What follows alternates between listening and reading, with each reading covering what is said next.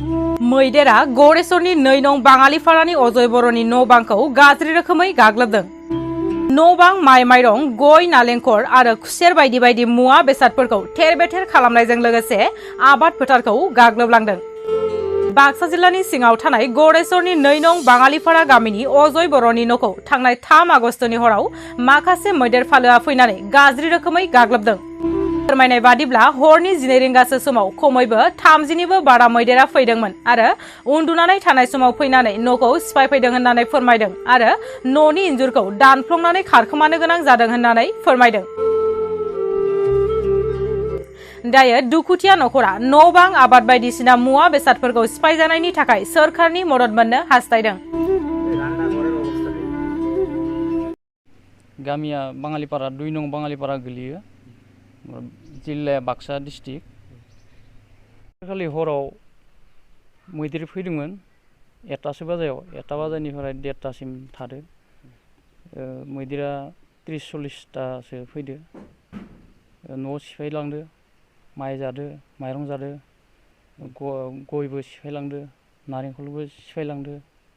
बेनि गेजेराव आरो बिस्थिबार खालिनो खुसेरनि गारि टेम्पो मोनसे लाबोदोंमोन, टेम्पोसे खुसेर बेखौबो जालांदो। ओमफ्राय गथाय जालांजोबदो बेखिनिखौबो। खैथासोआव फैदोंमोन? ओरैनो हरनि 1टासो बाजियाव फैदो। आगोलाव फैफेरदोंना फैफेराखै मैदेरा? आगोलाव 2018 सनाव फैदोंमोन, 18-17 सनफोराव। बिनि उनाव नै दा देग्लाय फैदो आरो। माबोरै बेसेबांसो खहा खालामखो दायो नोंथांनि जिहेतु न'खरनिफ्राय मैदेरा? गोबांथ' खहा नुदो दा। नारेंखलाव 30-20 दालसो दंमोन, 30-20 दालनि गेजेराव जागोन। बेनिफ्राय आरो इथिं माइबो दंमोन, बेयाव माबा एसे 5 कुइन्टेलसो बेबायदि जालांदो। माइरं बस्थानैमोन, फाननो होननानै आं सौना लाबोदोंमोन। बेयो 1 कुइन्टेलसो जागौमोन खोमा माइरं बस्थानै। बेखिना खहा जादों आरो खुसेराव खहा जादों। खुसेरा खमसे खम आंहा बेयो 10-12 हाजार टाकानिमोन खुसेरा। बेखिना खहा जादों आंहा। ओमफ्राय नोंथांनि न'खौ गंबेसे न'खौ सिफायखो दायो मैदेरा? आंनि न'खौ दा रुम मोनफ्रोमखौबो सिफायदोंबानो जाबाय। दा बिदि मोनबा रुम दंमोन, मोनबा रुमखौबो बेराखौ सिफायजोबदो। ओमफ्राय खुन्थाखौ सिफायलांदो। आरो आंनि बिसियाबो लोगोसे ओमफ्राय हराव 1टा बाजायाव खारनो जेने थेने खारनो हानायसै न' सिंनिफ्राय रैखा। बोरै खारनो हानाय न' सिंनिफ्राय? जों बेराखौ दानसिनानै बोख्लाबनानै सानैजों जेने थेने ओंखारलांनायसै। बेबायदिनो रैखा खालामनो हानायसै जोङो गावनि जिबनखौ। बे न'खौ रैखा खालामनो हादों आरो। रावबो गैयामोन बे समाव, गामिनिबो फैस्लाब हायाखैमोन बिदि। दायो मा सानो नोंथाङा सरकारनिसिम मा बुंनो? सरकारनिसिम आं बेखौनो लुगैयो, आंनि खहा जानाय खिनिखौ आं मोनजानो लुगैयो। आंनि बेबायदि जेनेबा आं जि सानदोंमोन आंनि गोसोआव, आं बेखिनिखौ मोननो थाखाय आं खहा जानायखौ मोननो थाखाय आं लुगैयो आं सरकारनिसिम। प्रेगनेन्ट दंमोन 8 मासनि, दा 9 मास हाबसिगोनसो नै गाबोन समनियाफोरनो हाबगोन। दा बेखौ खुनुरखम जों बासिलांदो आरो रैखा खालामनो हादों जों गावनि जिबनखौ। न'खराव सोर सोर थायो? न'खराव जों बिसि फिसाय जों सानैजोंनो थायो। गोदान जों रायजो जाबोनायमोन।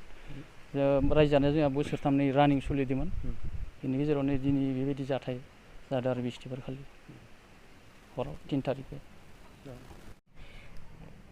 थांनाय बृहस्पतिबारै जोंनि न'खराव मैदेर 20-30टासो फैनानै जोबोद खहा खालामदों आरो न' सेफायदों, माइ माइरं जालांदों आरो खुसेर टेम्पोसे लाबोदोंमोन बेखौबो जालांदोंबो आरो गासैखौबो गाग्लिजोबनानै नस्थ' खालामदों। आरो बेराफोरखौ सेफायजोबना गालांदों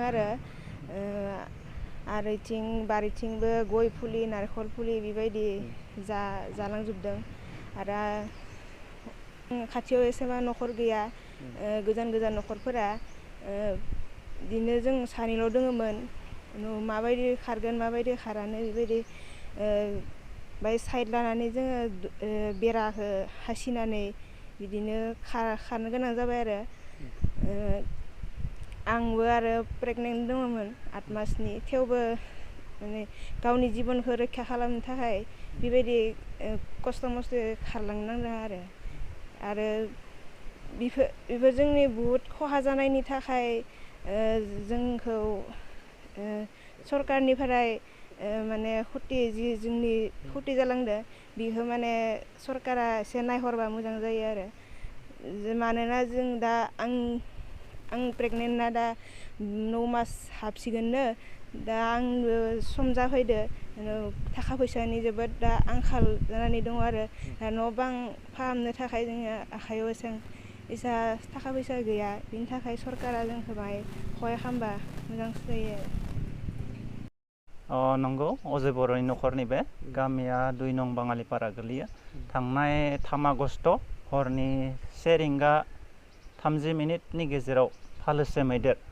बुंनो थाङोबा 20-30 एबा 40टाबो जानो हागौ आरो हरनि बाथ्रा बेनिफ्राय फैनानै बे अजय बर'नि न'खराव न'फोरखौ इन्जुरफोरखौ लान्दा बान्दा खालामनानै दुलियाव दोननाय माइ माखासे जालांदों बेनिफ्राय माइरं सौनानै दोनदोंमोन जोसा माइरं बाहादुर माइरं बेखौ फाननायनिमोन बाथ्राया आरोना बेखौ जालांजोबखादों बेनिफ्राय खुनुरुखुम मानसिनि जिउआथ' रैखा जाबाय बे धन्यबाद इसोरनिसिम बेखौनो बाख्नायनांगोन इन्जुरखौ दानफ्लंनानै उनथिंजाय खोब खुनुरुखुमै मेसेजाबो बुंखादों दहाय प्रेगनेन्ट 9 मास हाबबाय साननानै नायदो प्रेगनेन्ट मानसिया बोरै खारनो उसुबिदा ओरैबायदि हराव उसुबिदा जादों खारनाय अब्लाबो जिउखौ रैखा खालामनो हादों आरो बिथांमोना बेखौ इसोरनि अननाय होननानै बुंनांगोन बिथिंथ' सिख्लाथिं दंखायो बिसोरो मैदेरा बे जालाय बेखौ जालाय बुंदों खुसेरा लामनानैल' दोननायमोन आरो टेम्प' नङा होमबा बेखौबो जालांदों गय बेनिफ्राय नारिखल फुलि बेफोरखौ नस्थ' खालामजोबदों आरो जों नायनानै बेनिफ्राय गामिनिफ्राय फैना मैदेरखौ खुनुरुखुमै ताल सोरबा माबा जि